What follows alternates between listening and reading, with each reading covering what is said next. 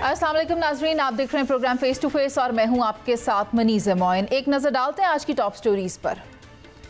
जुलाई की गर्मी में एहतजाजी तहरीक, आधी अक्सरियत से पूरी हुकूमत का ख्वाब, KP के PTI हुकूमत का खात्मा, अफवाहों में घिरी हकीकत क्या।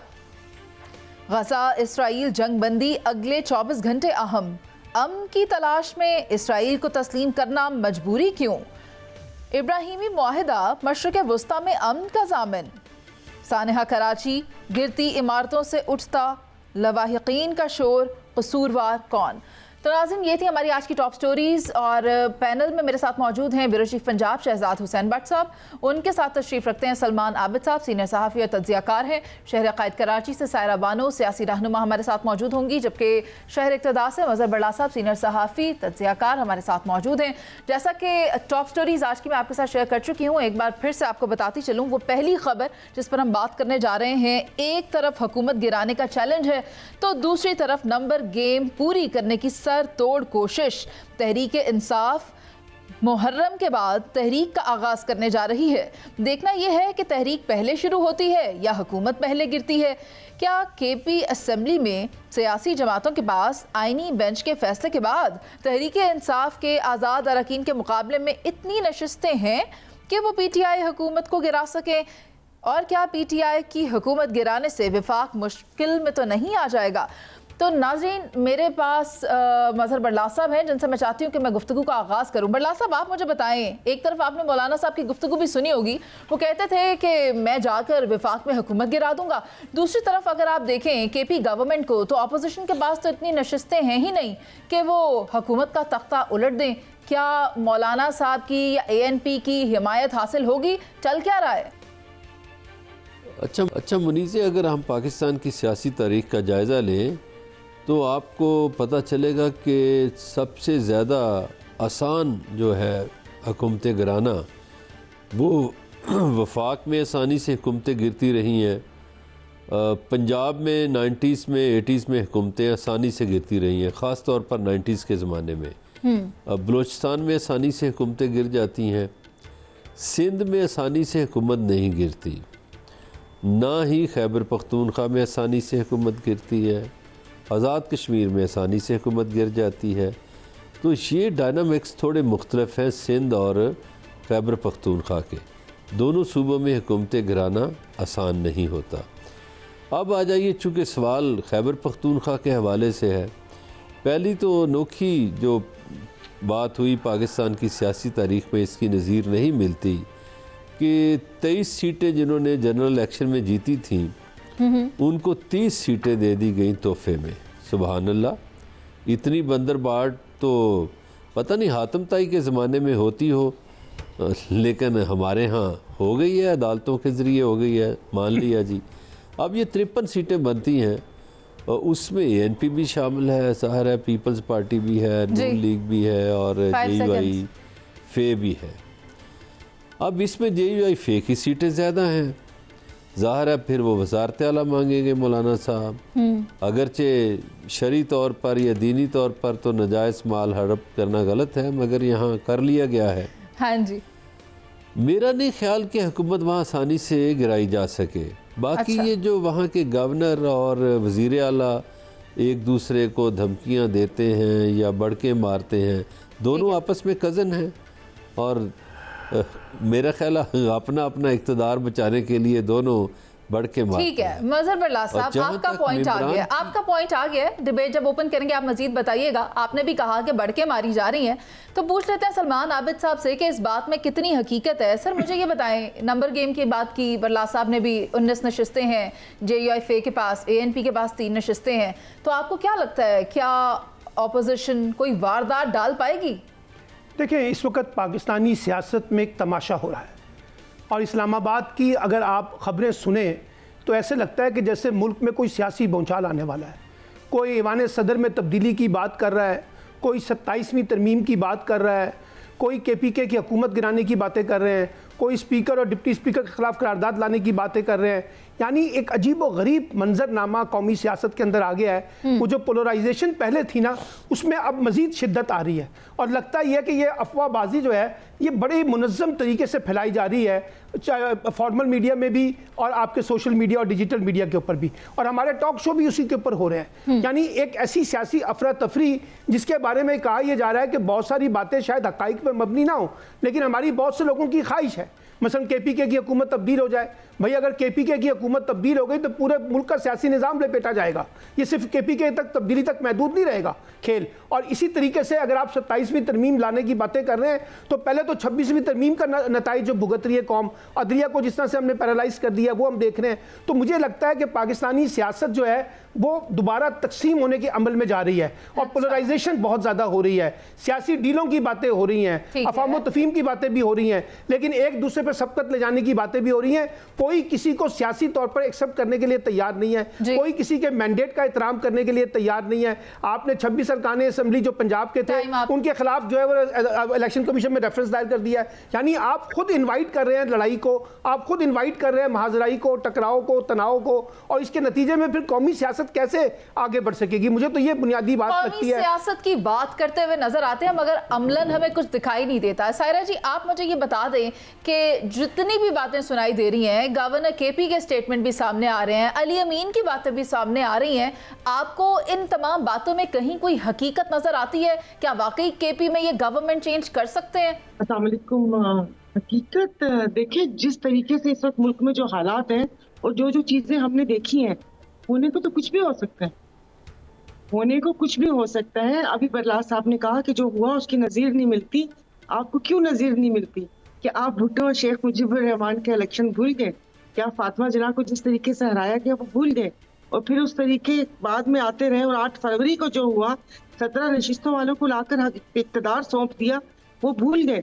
तो ये जब तमाम चीज़ें मद्देनजर रखी जाएं, पंजाब असेंबली में जो हुआ और जो स्पीकर साहब रेफरेंस लेके चले गए हैं कि उन तमाम लोगों को नाअहल करने का, उसके बाद क्या रह जाता है? उसके बाद भी अगर किसी के दिल में कोई उम्मीद या हम क्या साराइयां करें, तो देखिए जो है बैठे हुए जिन्होंने ला के बिठाया उसका जो दिल चाहेगा वो करेंगे।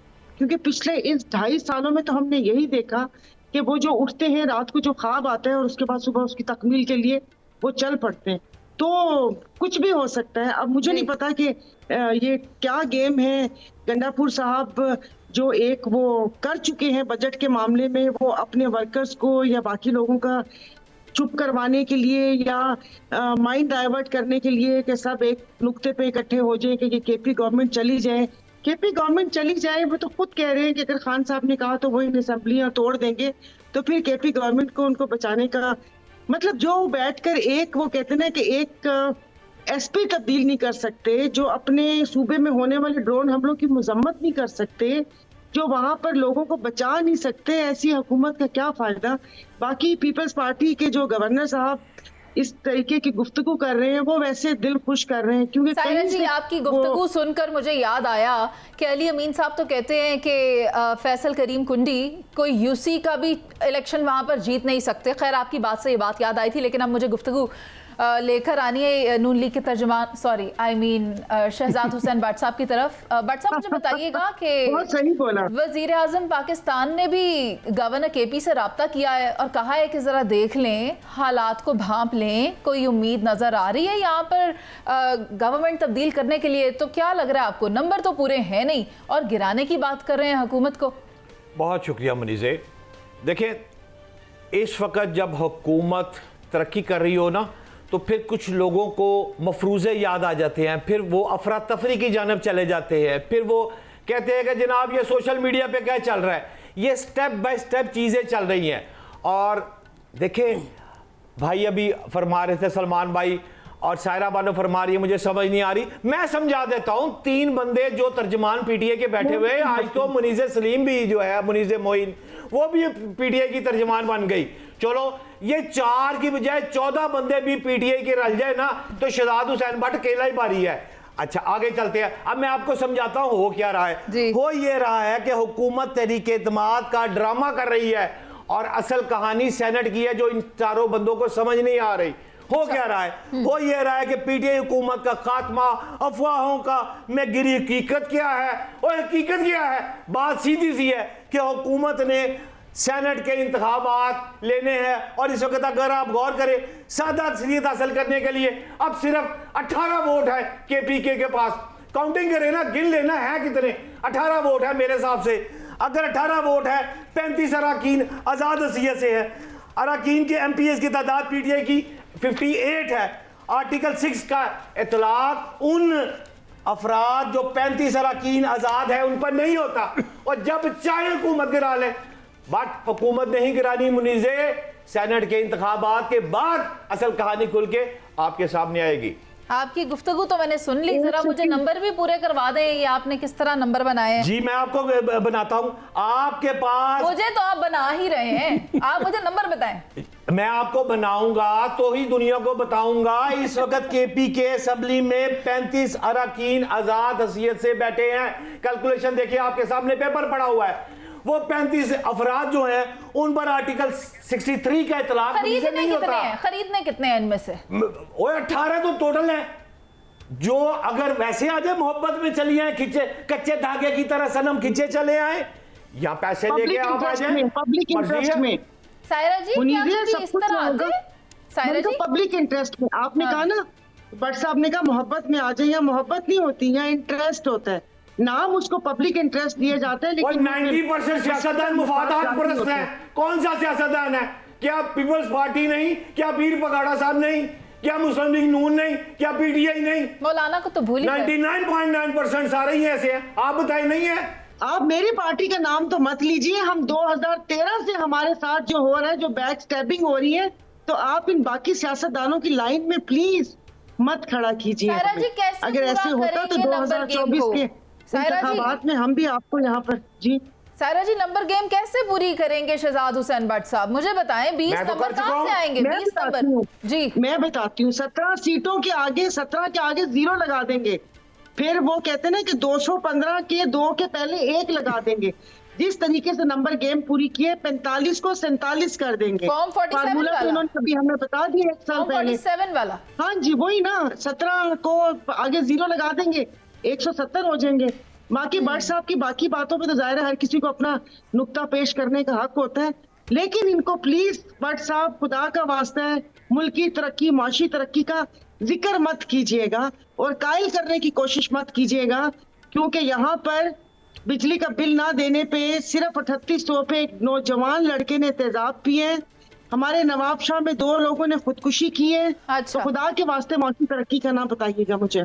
हाँ ठीक है, हम इस वक्त उसकी बात नहीं कर रहे, इस पर हम आखिरी सेगमेंट में जरा ज्यादा इसके वाक़े उधेड़ेंगे। आप मुझे बताएं बरलास साहब, एमएल वली खान साहब कहते हैं कि केपी गवर्नमेंट जो है वो खुद अपनी मौत आप मरेगी, तो हम हुकूमत का साथ नहीं देंगे इसको डिसमिस करने में या इसके खिलाफ तहरीक अदम एतमाद लाने में। तो ये सारा बयानिया क्यों क्रिएट किया जा रहा है? खास किसी की तवज्जो हासिल करने के लिए, या बस ऐसे ही कोई तीर चलाया गया? नहीं, अभी वो तवज्जो क्या, अभी तो कहीं से इशारा नहीं हुआ। जब इशारा होगा, पैसे शैसे दिए जाएंगे, फिर मंडी खुलेगी।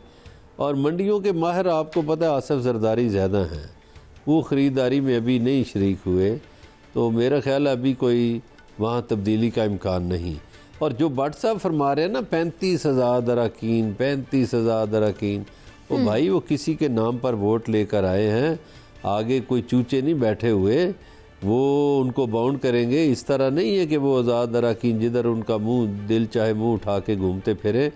पीटीआई के बंदे का खैबर पख्तूनख्वा के अंदर पीटीआई से गद्दारी करना मौत को दावत देने के मुतरादिफ है, यानी आप कह रहे हैं कि छांगा मांगा की हॉर्स ट्रेडिंग नहीं है?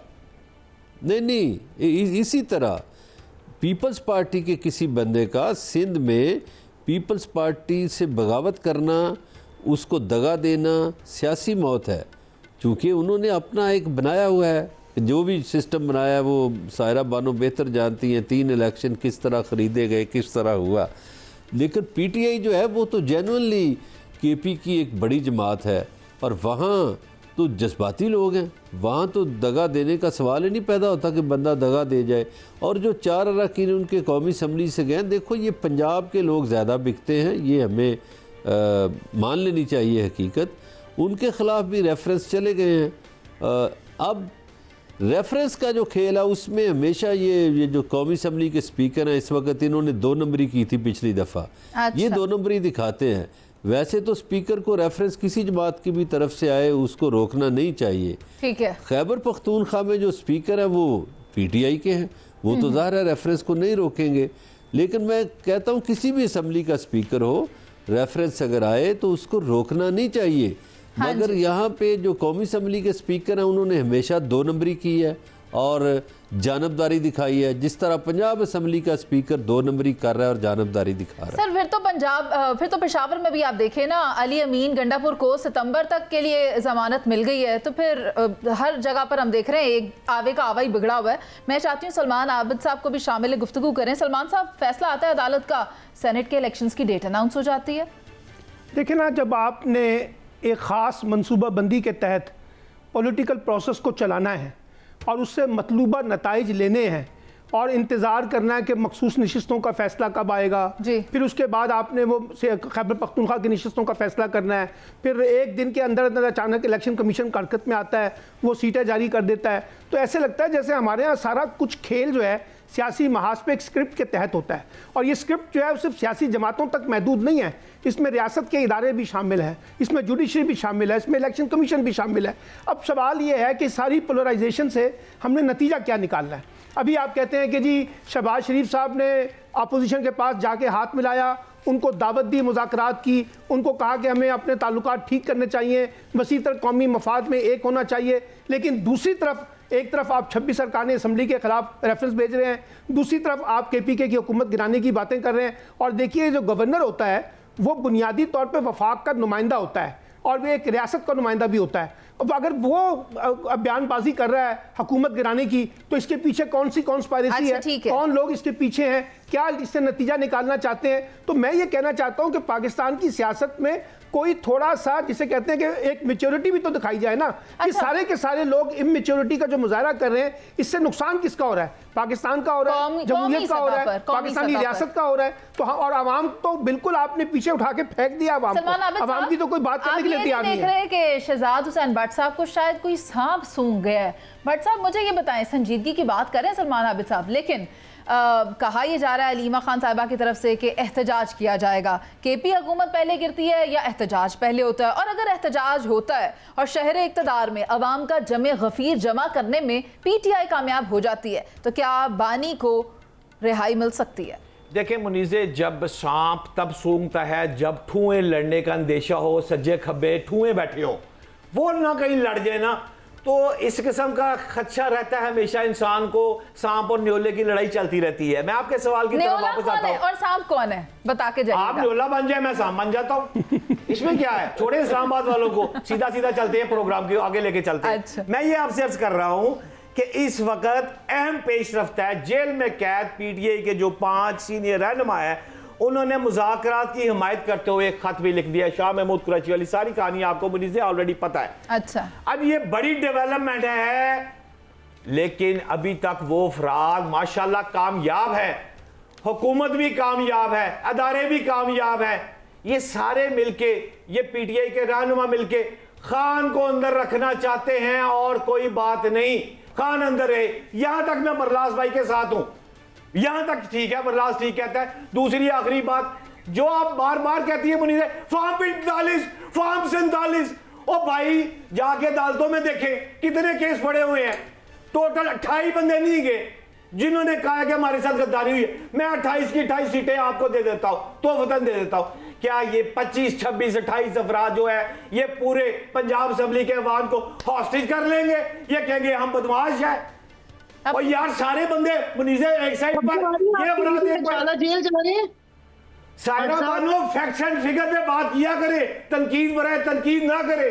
फैक्ट्स एंड फिगर बोलते हैं, कितने अफराद पंजाब असेंबली में हैं, अदालतों में कितने, आप बता दें मुझे, मैं खामोश। अच्छा ठीक है, फैक्ट्स एंड फिगर्स की जहां बात करें वहां नंबर गेम तो हम आपके साथ पहले ही शेयर कर चुके हैं। इसमें देखना ये होगा कि अब केपी की हुकूमत पहले गिरती है या फिर तहरीक पहले चलाई जाती है, क्योंकि अगर आप देखें ये हुकूमत गिराने में कामयाब हो भी जाते हैं तो कई और सवालात पैदा हो जाएंगे कि आया इस हुकूमत के गिरने से मजीद कितनी हुकूमतें डगमगा सकती हैं। अभी चलते हैं एक ब्रेक पर, जिसके बाद वापस आएंगे और बात करेंगे गजा इसराइल जंग बंदी, अगले 24 घंटे अहम, इब्राहिमी मुआहिदा, मशरिक़ वस्ता में अमन का ज़ामिन।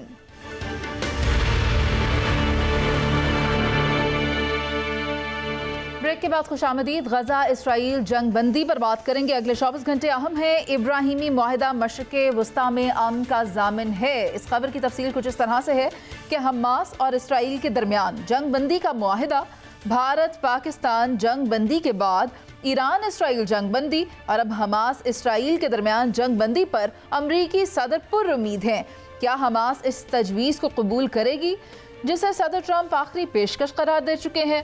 दूसरी तरफ सऊदी वज़ीर दिफा शहजादा खालिद बिन सलमान की ट्रंप से मुलाकात के बाद ईरानी आर्मी चीफ से भी राब्ता। ट्रंप कहते हैं कि मेरे ख्याल में बहुत से ममालिक मुआहिदा इब्राहिमी में शामिल होने जा रहे हैं और इसकी वजह से ईरान को हालिया अमरीकी और इसराइली हमलों से पहुंचने वाले नुकसान को करार दिया है। हमास का मुआहिदा कबूल करने से इसराइल और ईरान में जंग ख़त्म हो सकती है और क्या इब्राहिमी मुआहिदा कबूल करने के बाद खित्ते की सूरत हाल बदल सकती है? मज़हर बरला साहब, आप मुझे बताएं कि अमरीकी सदर का जो स्टेटमेंट है कि अगले 24 घंटे इंतहाई अहम हैं और कोई भी पेशरफ्त हो सकती है, तो आपको लगता है कि हमास भी कंसिडर करेगा जो पेशकश की जा रही है? इसराइल के लिए तो ये फेवरेबल है ही। मुझे तो हबीब जालब याद आते हैं, तुम नहीं चारा गर कोई माने मगर, मैं नहीं मानता मैं नहीं जानता। इब्राहिमी मुआहदे की बातें तो बड़ी कर रहे हैं अमरीकी सदर। देखिए, इब्राहिमी मुआहदा तो ईरान इजराइल जंग से पहले का है, उस पर तो पहले अमल दरामद शुरू हो चुका था। और देखिए, अब मज़ीद अगर ममालिक तस्लीम करते हैं तो उसका मतलब क्या होगा कि ये ममालिक चुप करके बैठ जाएंगे, तस्लीम कर लेंगे उसको, और उसके बाद ग्रेटर इसराइल का प्रोग्राम शुरू होगा। इसराइल ने अपना रकबा बढ़ाना है। मुनीज़े वो शाम से बहुत से इलाके लेगा, वो सऊदी अरब से भी लेगा, वो मिस्र की कुछ रकबे पे निगाहें उन्होंने गाड़ी हुई हैं। तो वो जब इब्राहिमी मुआहदे के तहत ये ममालिक बाउंड हो जाएंगे, ये इतराज़ ही नहीं कर सकेंगे। कोई एक मुल्क जो रोना रोएगा जिसके रकबे पे कब्ज़ा होगा, बाकी चुप करके बैठे रहेंगे। तो ये है सारी सूरत हाल। लेकिन मुझे नहीं लगता कि मज़ाहमती ग्रुप जो हैं वो तस्लीम करेंगे। अगर इसराइल को अपना आप मनवाना है, अगर मनवाना है, तो उसको 48 वाले नक्शे पे जाना पड़ेगा, या अगर उसकी बड़ी बात मान ली जाए तो उसको 67 वाले नक्शे पे जाना पड़ेगा। आज का जो नक्शा है उसमें तो फ़लस्तीनी लोगों के लिए जगह ही नहीं है, बहुत थोड़ी जगह है। एक तो देखिए, ये पूरा जो इजराइल है उसका रकबा हमारे पिंडी डिवीजन जितना है, उसमें अब जो फ़लस्तीनी रह रहे हैं वो किसी एक तहसील है, जैसे मरी है या कोई टेक्सल है, उसमें रह रहे हैं बेचारे। तो अब उसका कंट्रोल भी 4 मुल्कों को दे दिया जाएगा। तो फ़लस्तीनियों की अथॉरिटी किधर गई? फ़लस्तीनियों का अपना कंट्रोल किधर गया? तो ये तो उनके साथ एक तरह से जुल्म होगा, ज़्यादती होगी, खित्ते में अमन लाने के लिए हो रही है। उनके साथ तो जुल्म और ज़्यादती की एक दास्तान रकम हो चुकी है। और अब जो थोड़ा सा वक्त मांगा गया था, शायद वो इसीलिए मांगा गया था, जो बचे कुचे रह गए हैं उनको भी किसी तरह से ख़त्म कर दें। सलमान आबिद साहब, आप मुझे बताएं, क्या अमन के लिए इसराइल को तस्लीम करना नागुज़ीर हो चुका है? देखिए, जो हालात बन रहे हैं और जिस तरह से हालात बताए जा रहे हैं, उससे तो ये लगता है कि मुस्लिम दुनिया के अंदर एक खामोशी है और पसे पर्दा इसराइल को तस्लीम करने के हवाले से गुफ्तगू चल रही है, या गैरत का फुकदान, जो भी आप कह लें। अब आपने वफाकी वज़रा की बात देख लें, राना सनाउल्लाह साहब ने क्या बात की है, ताताडर साहब ने क्या बात की है, कुछ और ख्वाजा आसिफ ने क्या बात की है। तो ऐसे लगता है कि जैसे हम अपने आप को सऊदी अरब के साथ एसोसिएट कर रहे हैं, और अगर सऊदी अरब फैसला कर लेगा तो फिर हमें भी जाना पड़ेगा। और ये जो इब्राहिमी माहिदा है, ये आप सबको पता है कि ये अमेरिका की मदद के साथ हुआ था। और ये जो मशरक़ी वस्ता में जो अमन है, यानी अमेरिका तय करेगा कि मशरक़ी वस्ता के अंदर अमन क्या होगा और अरब ममालिक का किरदार क्या होगा, कौन सा मुल्क क्या किरदार अदा करेगा, कौन कहाँ सहूलतकारी करेगा, कौन किसको फैसिलिटेट करेगा। तो मुझे तो ये लगता है, और ये आपको याद है, ये जो ईरान इसराइल तनाज़े से पहले ही अमरीकी सदर जो ट्रंप हैं, जब वो मिडल ईस्ट के दौरे पर आए थे, सऊदी अरब गए, यूएई गए, वहीं पर बहुत सी बातें निकल कर सामने आ गई थी। और वहीं पर समझ आ रहा था ये जो ग्रेटर इसराइल का जो नारा वो लगाते हैं और उसके पीछे को कौन खड़ा है, अमेरिका उसकी पुष्पनाही कर रहा है। आप देखिए ना, आज तो अमेरिका के सदर जो हैं बहुत सी जगह पे क्रेडिट लेने की बातें कर रहे हैं कि वो अमन की बातें कर रहे हैं, लेकिन जो गज़ा के अंदर जो पिछले एक बरस से जारी है, वहाँ तो उन्होंने उस तरह का कोई क्रेडिट लेने की कोशिश नहीं की। वहाँ तो जो इंसानी बर्बरियत का खेल खेला गया, वहाँ जो इसराइल को खुली छूट दी गई और जिस तरीके से बर्बरियत का मुजाहरा इसराइल ने किया, वहाँ तो अमेरिका नहीं बोला।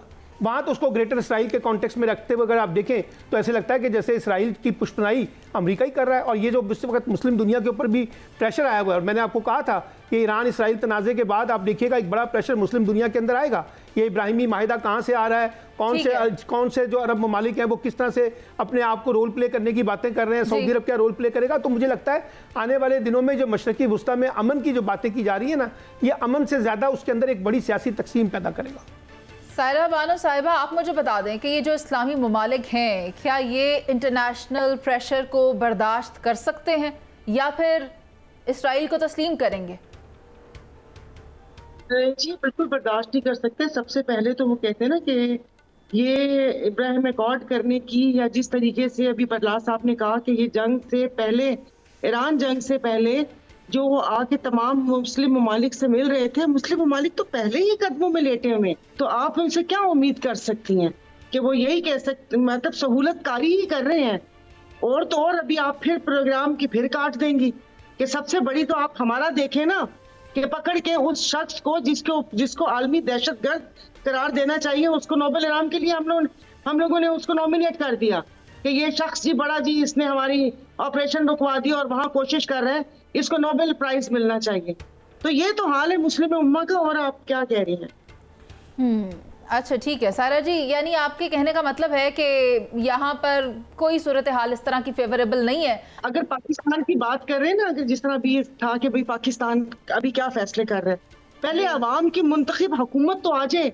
ऐसे थोड़ी है कि गासिबों का टोला आके बैठा हो और जिस फैसले में, जिस हुकूमत में अवाम शामिल ना हो, वो अवामी फैसले कर सकते। खैर इसको तो काफी वक्त लगेगा सायरा जी, अभी तो जो आपकी ख्वाहिश है बज़ाहिर वो पूरी नहीं हो सकती, इससे वक्त लगेगा, तो थोड़ा इंतजार कर लें, मेरी आपसे गुजारिश है।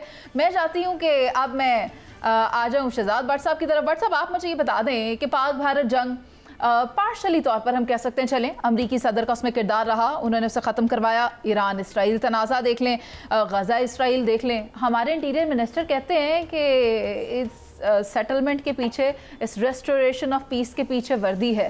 तो अब आपको क्या लगता है, गज़ा इसराइल के पीछे भी ये वर्दी कोई किरदार अदा करेगी? देखें मेरे दोस्तों की हज़ारों ख्वाहिशें ऐसी कि हर ख्वाहिश पे दम निकले, वो तो छोड़े बात ये है कि वर्दी वाली बात जो आपने की है, मैंने तो पिछले 15 प्रोग्रामों में मैं कह चुका हूँ कि इस मुल्क का फील्ड मार्शल जो है ये वर्दी वाला है। ये वर्दी वाला ही ईरान का मसला हल करेगा, पूरी दुनिया में और कोई बंदा हल नहीं करेगा। और पाकिस्तान भारत को निस्तो नबूद करके अब इस पोजीशन में आ चुका है कि पाकिस्तान ही फैसले करेगा मशरिक वस्ता के। लेकिन मैं आपको गजा पे लेके चलता हूँ। गजा इसराइल जंगबंदी, इब्राहिमी मुआहिदा, ट्रंप कहता जी कि हमास का 24 घंटे फैसला कर दूंगा। और मुझे ये बताएं, इसराइल और ट्रंप पर क्या मुस्लिम उम्मा यकीन कर लेगी? मेरा नहीं ख्याल 100% यकीन कर लेगी। इसके साथ साथ पिछले, ये तो 24 घंटे बात करेगा ना, जो पिछले 24 घंटे गुजरे हैं उसमें 94 का फिगर आया मुनीज़े, फलस्तीनी जो है वो शहीद हो गए बेचारे। अच्छा, अगर आप इब्राहिमी मुआहदे की बात करती है तो ये इब्राहिमी मुआहदा जो है ना, ये अलामती है इब्राहिमी, क्योंकि यहूदी, ईसाई, इस्लाम तीनों मज़ाहब के जो अफराद हैं वो हज़रत इब्राहिम को अपने जद्दे अमजद जो है वो मानते हैं, इसलिए ये इब्राहिमी अकॉर्ड की बातें सारी ये लफ्ज़ आ रहा है। मैं आपको इस तरफ लेके जाना चाहता हूँ कि इससे इब्राहिमी मुआहदे के तहत जो मुसलमान ममालिक हैं उन्होंने बहरीन, यूएई, मराकश इन्होंने तस्लीम कर लिया है, लेकिन ये इतनी जल्दी मसला खत्म नहीं होगा।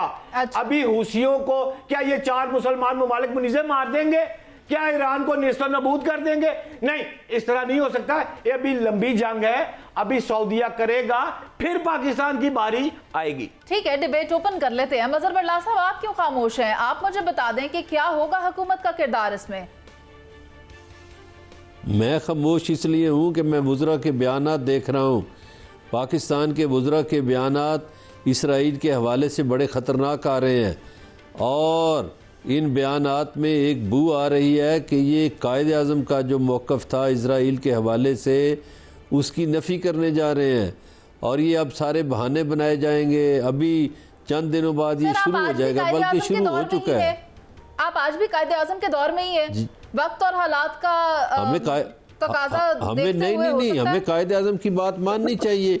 देखिए, उससे कायद आज़म से पहले अल्लामा इकबाल ने ये बातें की थी, और अल्लामा इकबाल ने 1 सदी पहले कहा था, 1 सदी पहले मुफक्किर इस्लाम, शायर मशरक, हकीम उल उम्मत अल्लामा इकबाल ने फरमा दिया था कि ये अरबों से ज़्यादा उम्मीदें ना रखें, ये खामोश रहेंगे फ़लस्तीन के मसले पे। 1 सदी पहले उसने कहा था।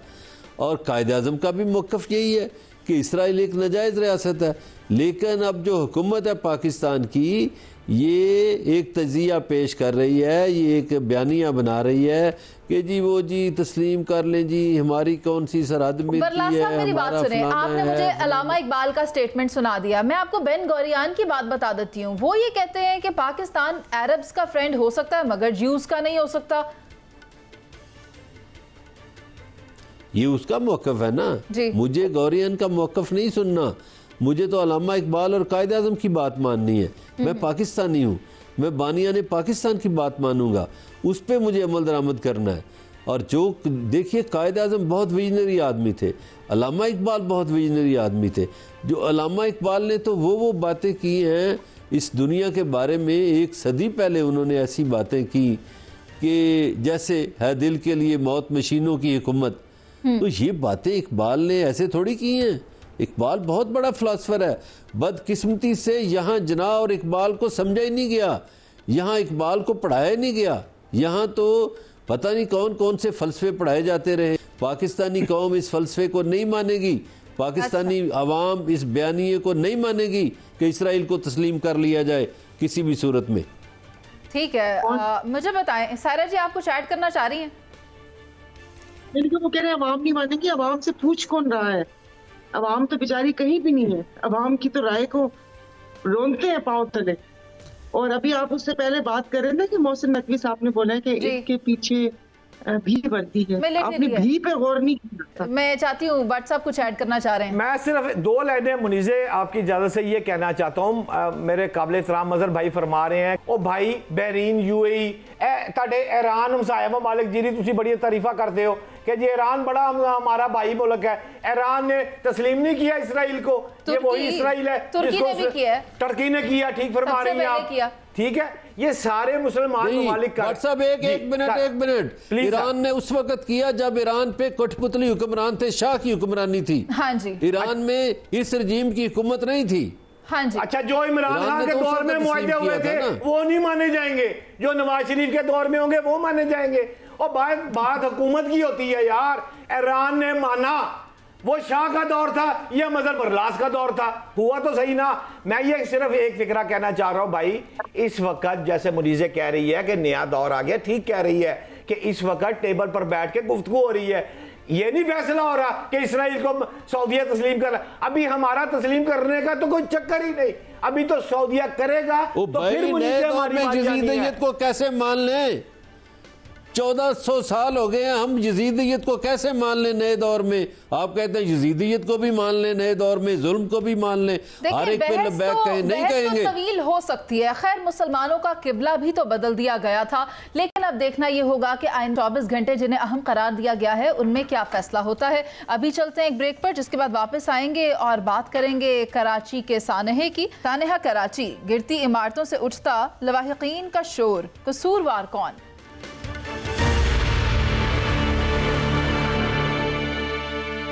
ब्रेक के बाद खुश आमदीद। सानेहा, कराची की बात करना भी बहुत ज़रूरी है। गिरती हुई इमारतों में से लवाहिकीन का शोर सुनाई दे रहा है और समझ नहीं आ रही कि असल में कसूरवार कौन है। इस खबर की तफसील कुछ इस तरह से है। लियारी में 6 मंजिला इमारत गिरकर तबाह, जिसमें मुबैना तौर पर 7 अफराद जाँ बहक हो चुके हैं, जबकि 25 के करीब अभी तक मलबे तले दबे हुए हैं। आबादी के लिहाज से पाकिस्तान का सबसे बड़ा शहर सिंध बिल्डिंग कंट्रोल अथॉरिटी की गफलत, बेईमानी और अफसरान की मिली भगत की वजह से बारिशों के मौसम में सैकड़ों अफराद के लिए मौत का बाइस बन जाता है। सूरत हाल इस कदर ख़राब है कि मखदूश इमारतें गिरने के बाद मलबे तले दबे अफराद घंटों रेस्क्यू टीमों का इंतज़ार करते हुए मर जाते हैं। सवाल ये पैदा होता है कि इन सानेहात का जिम्मेदार कौन है, अवाम या फिर इंतज़ामिया? आप मुझे बताएं सलमान आबिद साहब कि इंटीमेशन भी की गई, NDMA ने भी बता दिया, तो फिर इन मखदूश इमारतों से लोगों को निकाला क्यों ना गया? खैर, ये भी अपने आप में सवाल है कि वो गरीब लोग कहाँ जाएंगे इसके बाद। तो फिर आप मुझे बता दें कि हम किसे जिम्मेदार समझें। देखिए, वो एक बड़ा खूबसूरत शेर है कि बादल से खेलती रहीं पुख्ता इमारतें, बिजली गिरी तो शहर के कच्चे मकान पे। बात यह है कि ये सारी बर्बादी जो है ये गरीबों पे ही आनी होती है, इन हुक्मरानों पे तो नहीं आती। हुक्मरानों की तो दीवारें नहीं गिरती, ना हुक्मरानों के घर गिरते हैं। बात यह है कि आम आदमी की ज़िंदगी को जितना अजीरन बना दिया इन हुक्मरानों ने। अभी हम KPK का रोना रो रहे थे, वहाँ जो कुछ हुआ, फिर हमने पंजाब के अंदर पाकपतन के अस्पताल में देखा जो रोना हुआ। आज मोहतरमा मरियम नवाज साहिबा वहाँ गई, MS को मअतल कर दिया और फलां को मअतल कर दिया, क्योंकि हमारे पास इसके अलावा इलाज कोई नहीं है ना। हमने अस्पताल बेहतर नहीं बनाने, हमने सिर्फ इदारों के सरबराहों के लोगों को मअतल करके अपना मामला करना है। पीपल्स पार्टी वाले बड़े बोलते थे, अभी आप देखिए कि लियारी में जो कुछ हुआ है। सवाल ये है कि पाकिस्तान का गवर्नेंस सिस्टम तबाह हो चुका है। ये मैंने पहले भी उस दिन कहा था, ये वेंटिलेटर के ऊपर है। ये जो पूरा का पूरा गवर्नेंस का स्ट्रक्चर है तबाहशुदा है, बर्बाद है, करप्ट बुनियादों पर चलाया जा रहा है, बदनवान लोग हैं, नाहिल लोग हैं। इसका नतीजा यही निकलेगा जो आज हो रहा है, कभी किस शहर में, कभी किस सूबे में, कभी किस जगह पर और कभी किस इलाके में।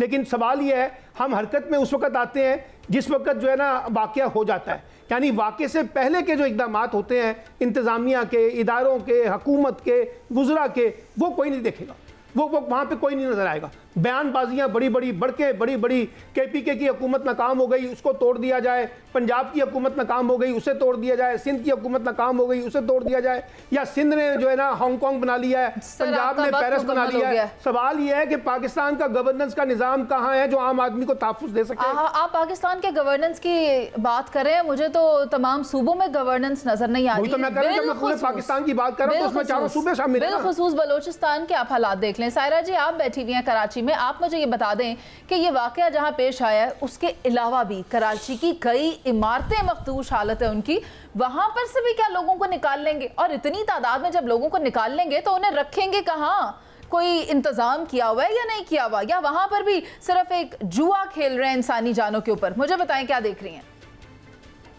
कोई इंतजाम नहीं किया हुआ। उससे पहले आपने कहा कि इसका जिम्मेदार कौन है, कसूरवार कौन है, तो कसूरवार हुकूमत है।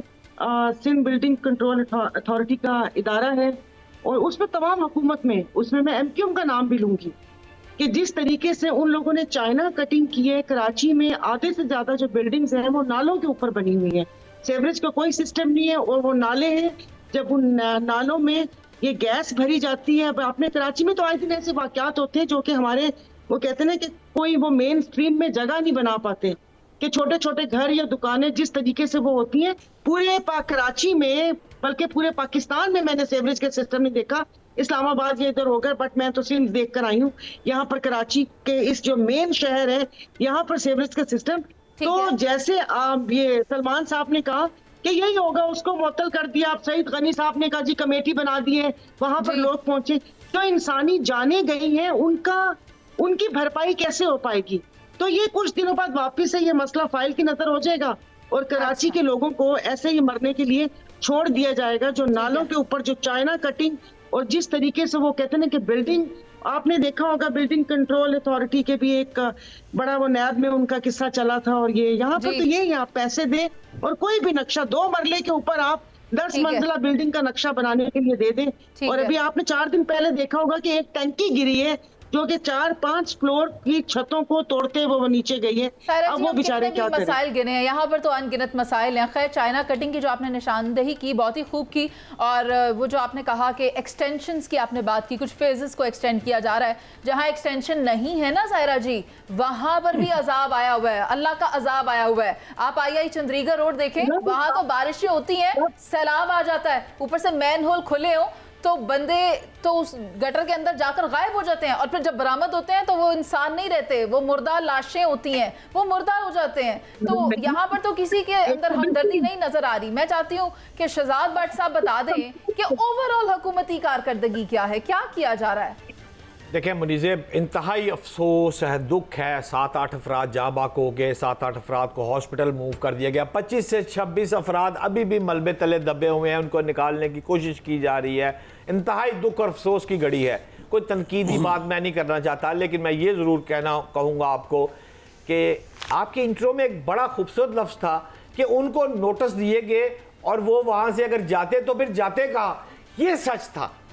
सच्ची बात यह है कि गरीब को पता है कि ये घर गिर जाना है, और वो फिर भी उसके पास रिहाइश के लिए कोई जगह नहीं है। वो बेचारा कहाँ जाए। हुकूमत कुछ नहीं कर रही, तमाम हुकूमतें जितने भी इतवार आए हैं। और सबसे बड़ी जो सायरा की बात है कि 6ठी मंजिल के ऊपर मेरी वहां एक अफराद से जो बात हुई है, 7वीं मंजिल डाली जा रही थी, कंस्ट्रक्शन का काम हो रहा था। क्या इंतजामिया शो मर गई थी सारी? नहीं, तो फिर आप मेरा मिनट 1.5 मिनट पूरा होने देना पहले। ना ऐसे नहीं होगा ना, 1.5 मिनट पूरा होगा फिर आपकी बारी आएगी ना, फिर आप हाउस खोलिएगा, मेरी बारी दे। मैं ये कह रहा हूं 6ठी मंजिल के बाद 7वीं मंजिल पड़ गई, उस वक्त इंतजामिया सो रही थी। 3 दफा हुकूमत बन चुकी है पीपल्स पार्टी की, वहां अब तक ये हालात है। करप्शन का गढ़, पंजाब में भी होगी करप्शन, केपीके में भी होगी, सिंध में भी हो गई, लेकिन अपने दिल पर हाथ रख के आप चारों फराज जरा फैसला करें कि आप पंजाब इस किस्म का है जिस किस्म का सिंध है, या केपीके में जिस किस्म का चीजें हो रही है ये है। कुछ तो इंसाफ करें। जो 20 अफराद को बच्चों का वाकया हुआ पाकपतन में, मुझे शामिल करना है। बरला साहब, आप मुझे बताएं, आप इत्तेफाक करते हैं शहजाद हुसैन भट्ट साहब की बात से? ये तो मवाजना करने चल पड़े, हम तो इधर मवाजने की बात ही नहीं कर रहे, हम तो लोगों की बात कर रहे हैं, उनकी जाने चली गई, और भट्ट साहब यहाँ मवाजना कर रहे हैं पंजाब का सिंध से। नहीं, मुआवजना क्या करना है, वो पाकपतन वाला वाकया काफ़ी है मुआवजने के लिए। ये कौन सी बात है कि पंजाब में को दूध की नहरें बह रही हैं। एक आपने बड़ा लफ्ज़ बोला एक्सटेंशन का। जी मुनीज़े, एक्सटेंशन ही तो इस मुल्क का बड़ा मसला है। अब आप देखिए कि जो मुअत्तल हुए, नौकरी बहाल हो सकती है, हाँ जी, बिल्डिंग बन सकती है, लेकिन इंसानी जान बहाल नहीं हो सकती, वो वापस नहीं आ सकती। देखिए, कहीं पर भी कोई मौत किसी को आती है, जिंदगी से गुजर जाता है, तो हुक्मरान जिम्मेदार है ना। इन्होंने उनकी रिहाइशों का बंदोबस्त करना था। 17 साल से पीपल्स पार्टी एक तसलसल से वहाँ हुकूमत कर रही है, और सायरा बानो समेत बहुत से लोगों को पता है कि सिंध बिल्डिंग कंट्रोल अथॉरिटी क्या चांद चढ़ाती है, क्या वहाँ करप्शन के बाजार गर्म है। इसी तरह मैं कहता हूँ पूरे मुल्क में कोई महकमा ऐसा नहीं जिसमें करप्शन ना हो। औकाफ में भी करप्शन है, हर महकमे में करप्शन है। तो ये निज़ाम जो सलमान आबद साहब बात करते हैं ना कि ये निज़ाम जवाब दे चुका है, ये सच्ची बात है। ये निज़ाम नहीं चल पा रहा, इसे घसीटा जा रहा है, ये नई लोगों के मसाइल हल कर पा रहा, और इसकी जिम्मेदार हुकूमतें हैं। ये जो कठपुतलियाँ बैठी हुई हैं ये जिम्मेदार हैं।